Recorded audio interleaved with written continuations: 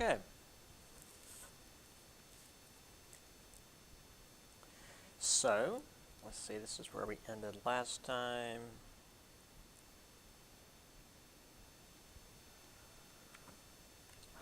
We're going to see a lot more of this. Constantius, well, not Constantius, various rulers killing each other to get in charge. Also, the important thing here being that even though Julian was not, well, had renounced Christianity and was willing to go to war, the strength of the empire as a Christian, I don't know what organization, outlasted him. So the next section is the Germanic tribes. So we often view the Germans north of Rome as this like flood of barbarians who were coming in trying to conquer everything. That wasn't really the case. Most of them were, well, more interested in joining the Romans, as it says here. They wanted to come in and become part of Rome because Rome was, the big thing. Well, I was going to say in the region, but in all of Europe at the time. Others, or some became mercenaries. So they were good at fighting and pillaging. So why not fight and pillage and be paid by Rome? Others just wanted to come in and be citizens, which we'll also see more going forward. So, for example, we had the Visigoths in 376 asking Emperor Valens if they could cross the Danube and settle within the empire, because the German tribes were trying to escape from the Huns. So you had Attila and all of that. The Huns were causing no shortage of trouble for, well, everybody, not just the Germans, but the Romans as well. So the Visigoths were given land, but it was poor land. There's a difference in land that you can farm and make a living off of, and land that's just garbage. Well, they were given garbage land. So they rose up to demand a better deal. Valens led an army against them, and he was killed in the process. So Theodosius, the next emperor, struck a deal with them, and rather than the Visigoths being just like a mercenary group left off to do their own thing, they were made allies, which is something that Rome was big into doing when they didn't want to have to administer a region, but they were interested in getting the benefit from them. So here we have the Visigoths. Not entirely accurate, but this was often a depiction of like these winged helmets and whatnot. We have the battle between the Visigoths and Valens, which did not go so well for Valens.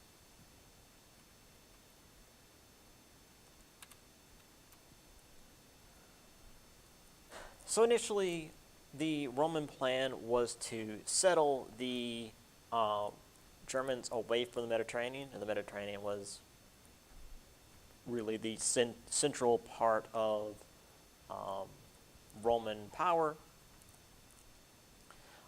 So they were like, well, we'll just send them, further west into, say, Gaul, and have them settle there, and then they'll just leave us alone.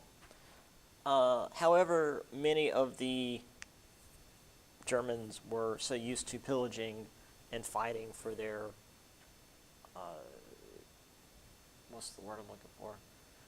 They didn't farm, so they were used to raiding and taking what they needed. So they went back to this. So one, man, I'm just losing words today.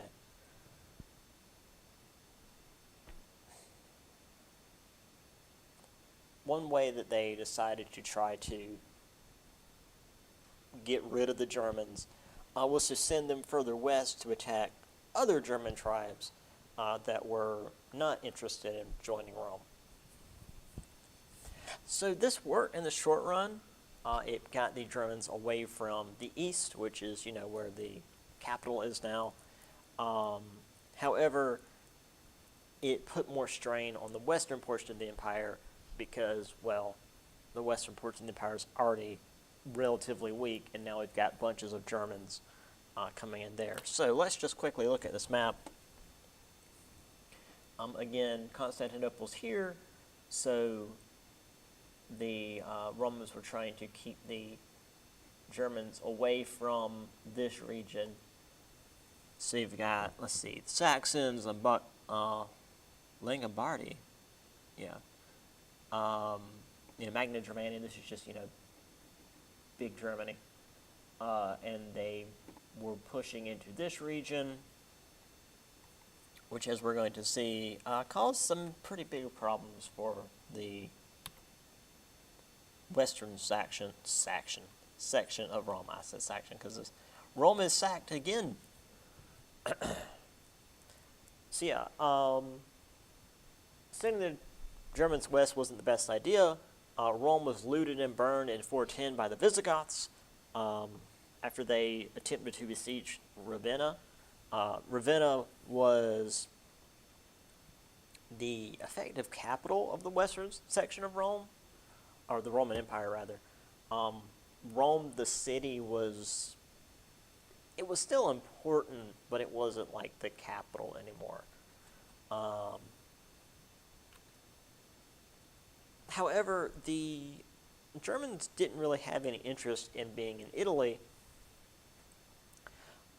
They wanted to go down to northern Africa, where most of the grain and, well, just food in general had been grown. So by 429, the Vandals, which is another tribe of Germanic warriors, hence, of course, where we get the term vandalism from, captured a Roman fleet, sailed to northern Africa, and then in 455, a group of Vandals sailed across the Mediterranean and attacked Rome again, for giggles.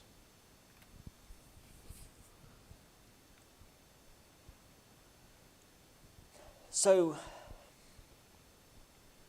as I mentioned, the main reason for this was the Huns in the Asian steppes. They're heading further west through Russia, and the Romans and Germans neither could really do anything against them militarily. That's a whole separate thing. Unfortunately, I don't have any Asian courses that I can teach, but I have done quite a bit of research into Attila and then later the Mongols. Their tactics and just way of doing things was so alien to the Europeans. And even the rest of Asia. They took over China, and they had basically all of continental Asia under their control, and then also pushing deep into Europe. Anyway, this didn't stop until... Good morning. Oh, you're all right. My dog's so excited, and my vet left me to deal with it. Always busy, huh? Yes, sir. Yeah, I just went ahead and started the stream, so we're a couple of slides in now, but it'll all be on I'll put the link on Blackboard, should you want to look at what I've already gone over. Yeah, Rome's in bad shape. It's been sacked, and it's not even like the capital of the Western Roman Empire anymore. And the reason that the Germans are pouring into Rome was, as I mentioned, the Huns. You know, Attila and his lot, until Attila died in 453, very likely due to Rome sending in an assassin, because that was what Rome was good at. They couldn't defeat them on the battlefield, so they figured, well, we take out the leader and everything will go from there. And it did, because once Attila was gone, there was no real unifying leader among the Huns, so they ended up backing off back into Asia. That said, though, the Germans were here, and they were going to continue causing trouble.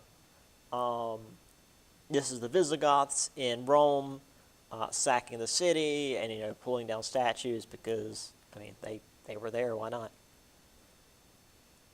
This was the only image I could find of the siege of Vienna. This is from, I believe, Rome 2, Total War. So a city siege. So accuracy may not be the best, but it's all I could find. And then again, this is a very famous image of the Germans sacking Rome. I think this was when the Vandals came back and hit Rome. Again, where we get the term vandalism from.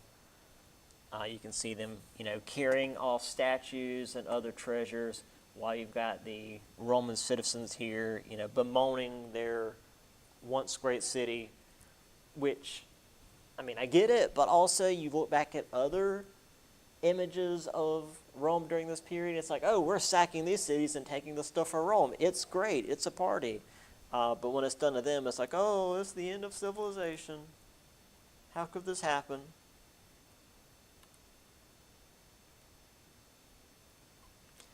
This was all I could really find on the Huns. The papacy actually also sent envoys to the Huns to try to, well, if not outright convert them to Christianity, at least get them to back off. But the image here is really obvious. So you've got, the papal envoy here, and you've got literal angels flying over his head, and you've got the bright sky behind them. And over here you have the Huns. It's literally like there's a storm cloud following them. It wasn't exactly the most subtle image. At least the horses look like horses, although this is probably a Renaissance era painting. It's got to be a Renaissance era painting because, go back. The aspect is right. The humans up here are larger than the humans in the back, as opposed to the guys in the back being 40 feet tall. So yeah. Anyway, I just had to throw that one in there. Actually, yeah, I've got another one. Anyway, Attila's empire was insane, because this isn't it. This is just what's in Europe. It goes all the way to China this way. Do I have a? Yeah. The Roman Empire was tiny and weak by comparison, but in their to their benefit, the Mongols or the Huns were more busy over here dealing with China and the dozens of uprisings happening there to really worry about this little tiny part here.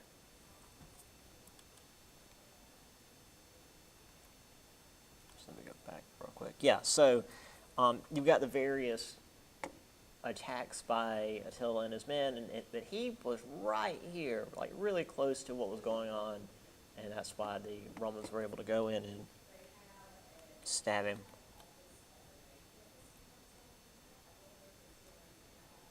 All right. Whoop.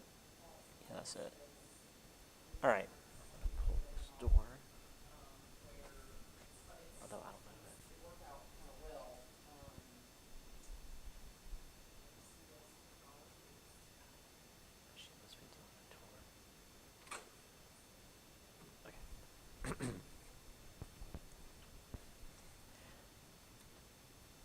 So 475, the Senate elected Romulus Augustulus, sorry, there's an L in there, as their emperor, but the Germanic tribes there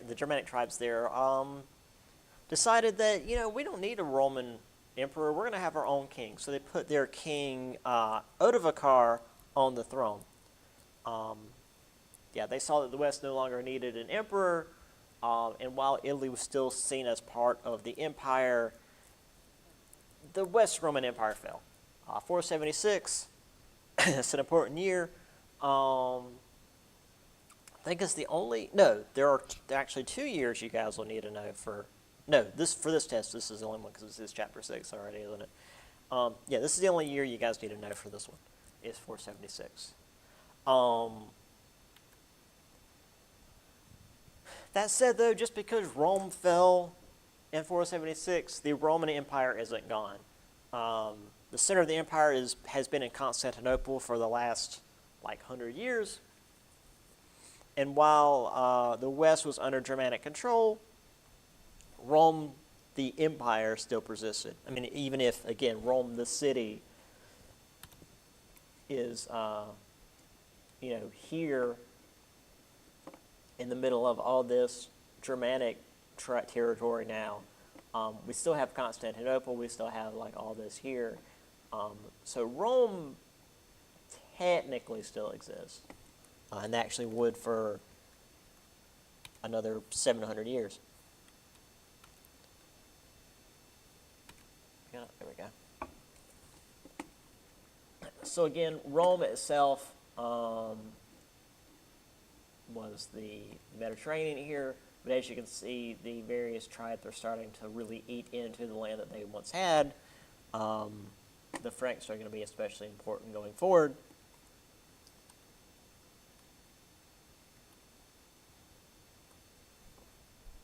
So with Rome basically gone, in theory gone, the Germans are really the ones in charge in the West. The Vandals had control over northern Africa and were seen as allies of Rome, which is to say, they were allowed to be there even if Rome wasn't especially happy. However, they rejected Orthodox Christianity. They were still Christians, but they were Arian Christians, Arian, not the 1930s Germany Arian. So by the 6th century, which we'll get into later, they're pretty easily overthrown because the general populace is very Orthodox Christianity. And if you're even a different kind of Christianity, you're seen as being no better than a pagan. The Visigoths were over in Spain. They converted to Roman Orthodoxy in 586 when King Record converted, because with the German tribes especially, whatever the king was doing was what the people did. When the king converted to Roman Orthodoxy, essentially everybody did, just as a rule.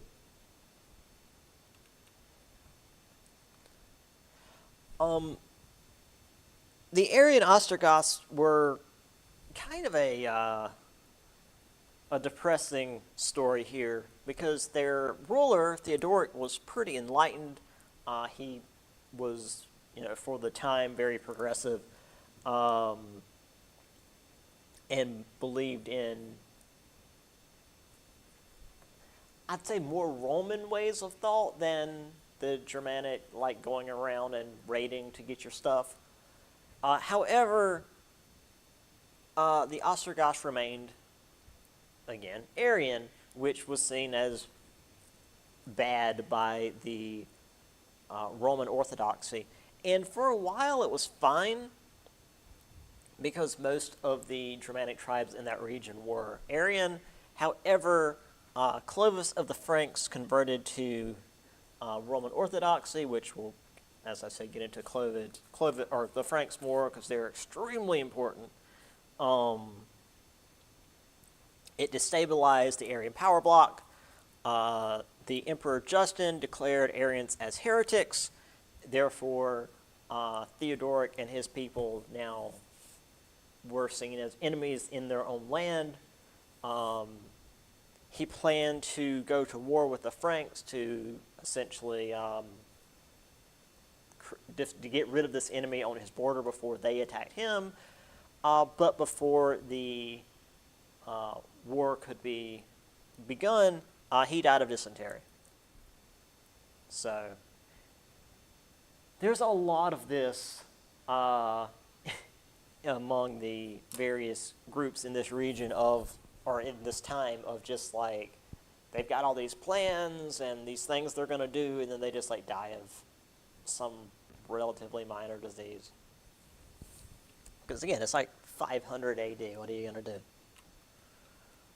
So this is what things looked like before the Franks really took over. The Visigoths over here, the Ostrogoths, most of Italy, Slavs and Balts, they're doing their own thing. Saxons, Jutes, and Angles obviously began their way over here, while they were still dealing with like the native Celts. So this is a whole separate thing. Meanwhile, the Byzantine Empire is doing its best to maintain what strength it's got. Speaking of Clovis,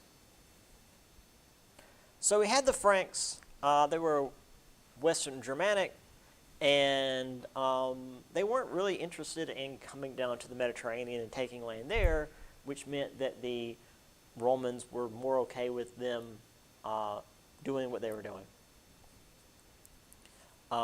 So they settled in Gaul, which is, again, modern-day France. Actually, the Franks are where we get the name from. Clovis was king at 15, which wasn't entirely unusual. He was the heir of the Merovingian line of king, which we'll talk about the Merovingians and the Carolingians a little bit later, but just remember Clovis is this particular line. The Franks got along with the church that was within their border. They protected them from other tribes while also going out and attacking churches in other tribes' regions, because it wasn't so much the church that they were getting along with, it was the church within their borders they were getting along with.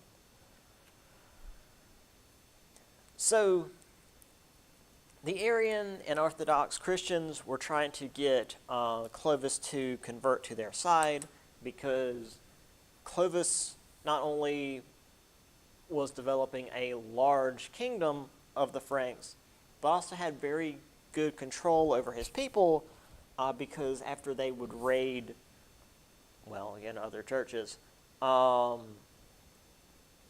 the tradition would be that the king or the leader, whoever, would get most of the loot, and then a little bit will be spread among everybody else. But Clovis would actually use most of his loot to pay his men, and thus made them very loyal to him, because he was basically just a really good boss.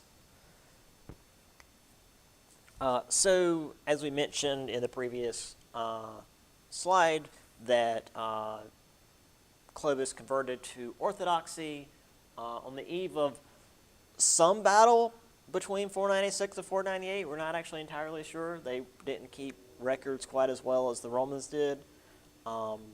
But Clovis converting to Orthodox Christianity would shape the history of all of Europe going forward. This was a big deal. In part because he had a lot of land. They controlled a lot of it. I mean, I've showed you guys on the previous map.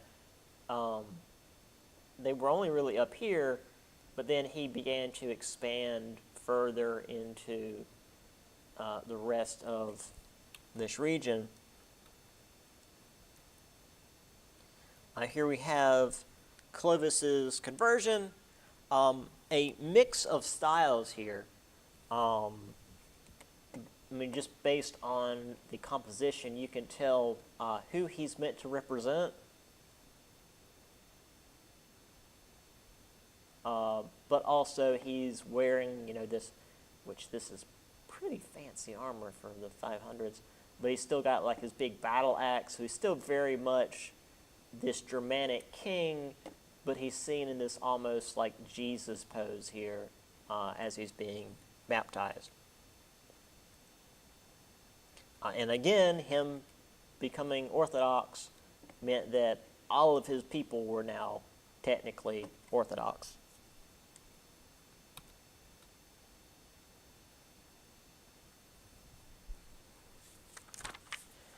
Taking a step back from the Germans real quick, Justinian and Theodora, this is another thing that people often write a paper on because they were very interesting. So Justinian was named co-emperor in 527 alongside his illiterate uncle Justin, but by the time he became emperor, he had already married Theodora. Theodora was...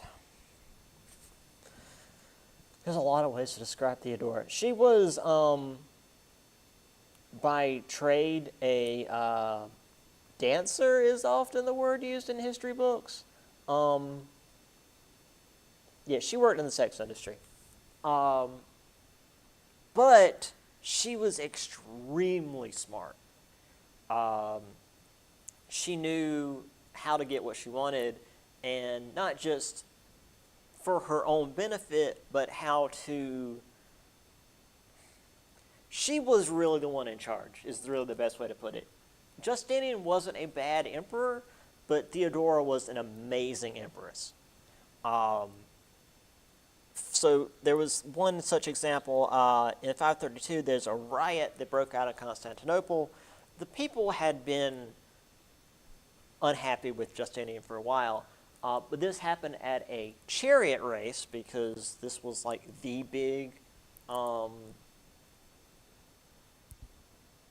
sport of the day, and you would have two separate teams, and they would often get so riled up they would just physically fight each other. But this went from a 3-day riot to them wanting to overthrow Justinian. They ended up like burning down a lot of Constantinople in the process, and Justinian very nearly fled Constantinople due to this riot. Theodora, again, we don't have exact records on this, but the legend was that she stopped him at the docks and essentially said that, what was the quote? Purple is a good color for a funeral. She'd rather die in power than flee in disgrace. So Justinian remained in Constantinople, rallied the army, and put down the rioters, which is to say, let's see, does it go into detail here?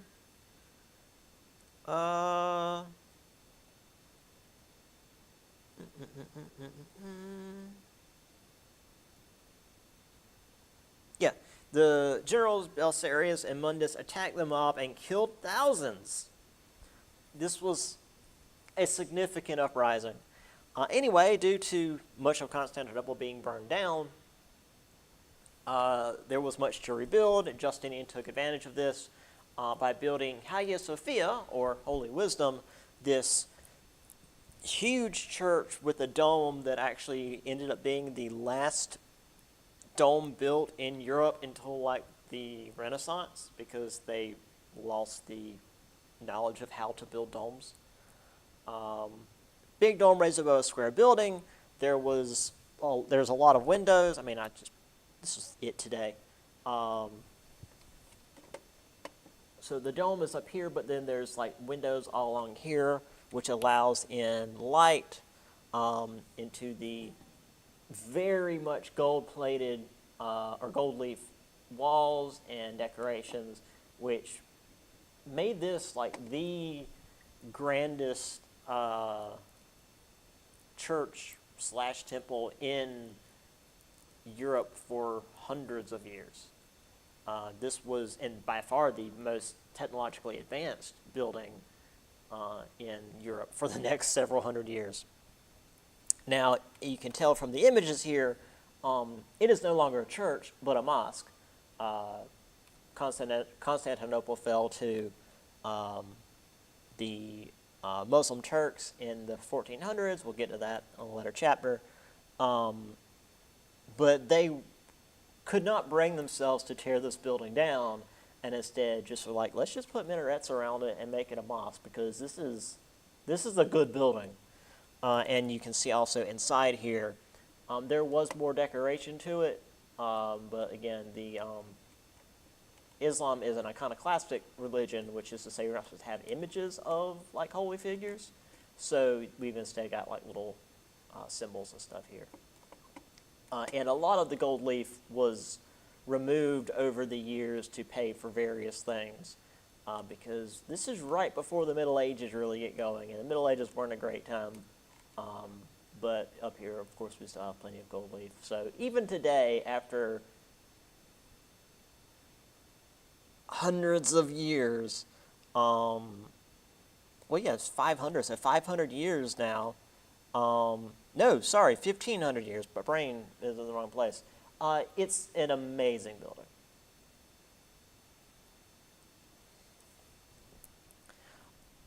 But Justinian wasn't done yet.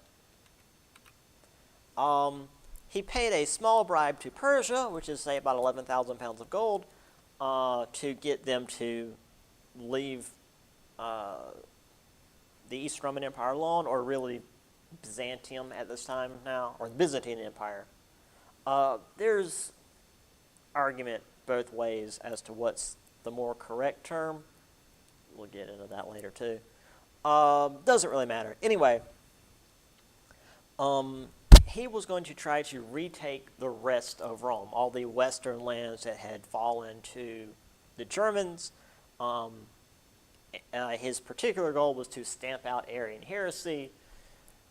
He did a really good job in overthrowing the Vandals in northern Africa, because, as I mentioned earlier, the Vandals were Arian Christians, and the people there remained Orthodox Christians. So as soon as Justinian's army rolled in, basically the entire population rose up against the Vandals. So it wasn't a terribly difficult conquest. Unfortunately, it convinced Justinian that the rest of the conquest would be relatively easy. However, the Italian campaign was a nightmare. Various historians talk about it in some documentaries, which we're definitely going to have time to look at least a couple of videos real quick before we end the day. Much of Italy was just depopulated due to the constant wars and famines that followed. But technically, Italy returned to the control of the empire for a little while. And then eventually, once Justinian was gone, Constantinople had to kind of pull back, and Italy once again returned to the control of whatever Germanic tribes were in the region. So here we have the Eastern Roman Empire again, and then the lands that Justinian took. Again, the northern Africa under the Vandals wasn't actually that difficult, but Italy was a nightmare. And as you can see, there's still lots of what used to be Roman land that hasn't been returned to the empire.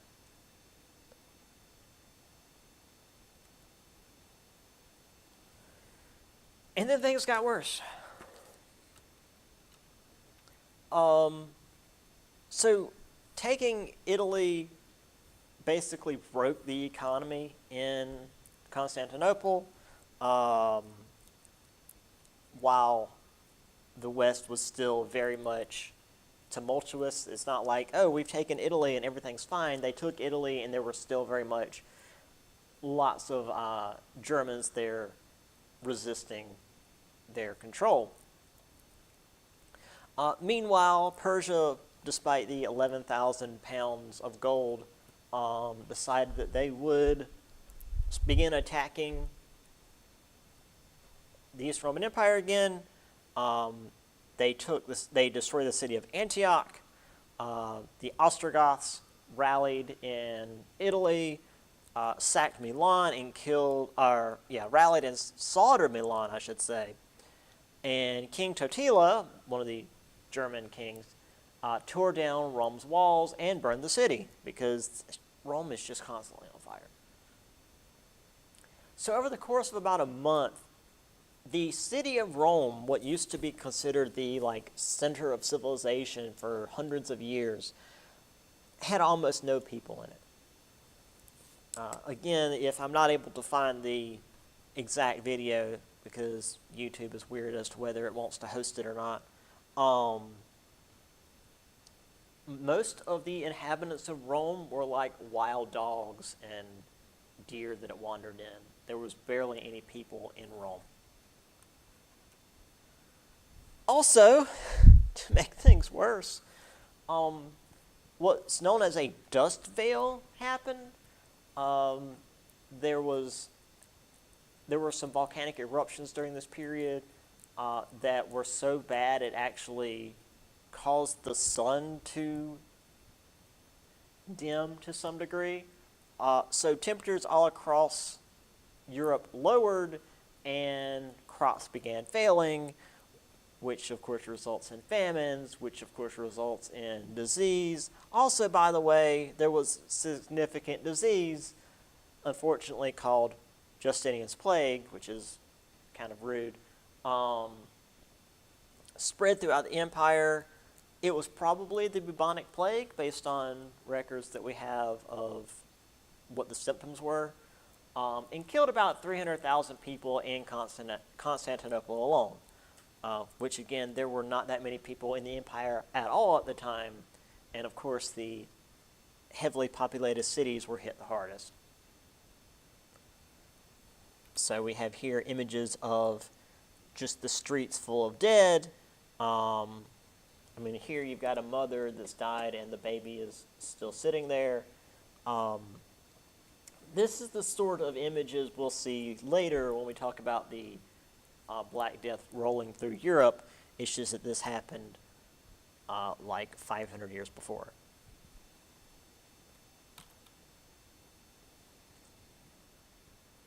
So yeah, the 540s were real bad news for not just Rome, but really Europe as a whole. So with the dust veil plague, the Germans making it difficult to transport goods around Europe, the Western Roman Empire completely fell apart. There wasn't really an economy. People have returned to bartering to get goods.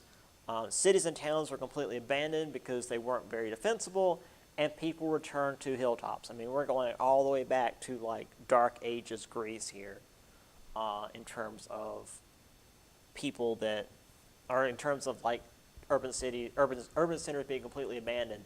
And this doesn't really return until the late Middle Ages / Renaissance. Rome, again, what had once been the center of Western civilization, went from about 1 million inhabitants to about 50,000. Nobody was living in Rome.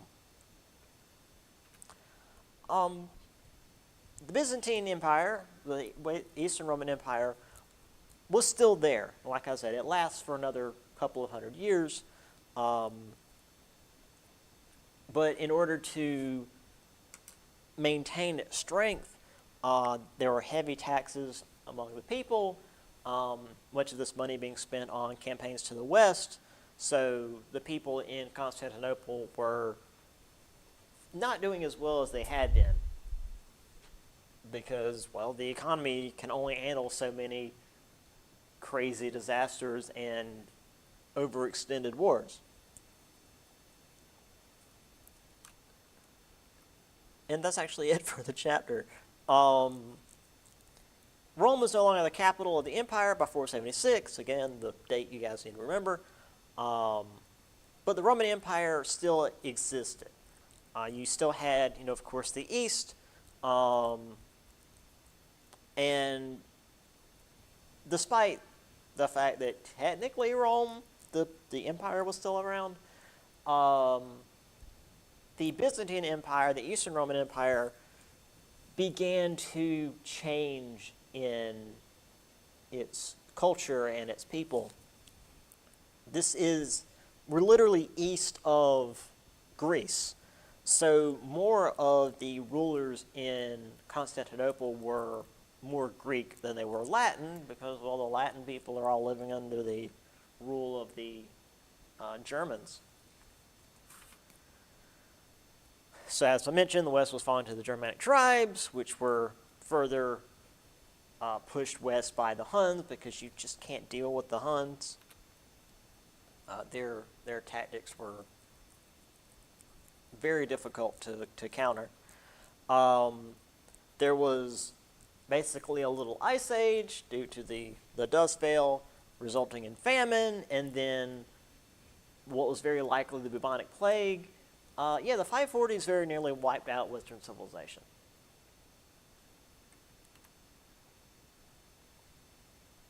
But even if Rome fell, even if Constantinople fell at this time, they're not the only civilization there. The Germanic tribes,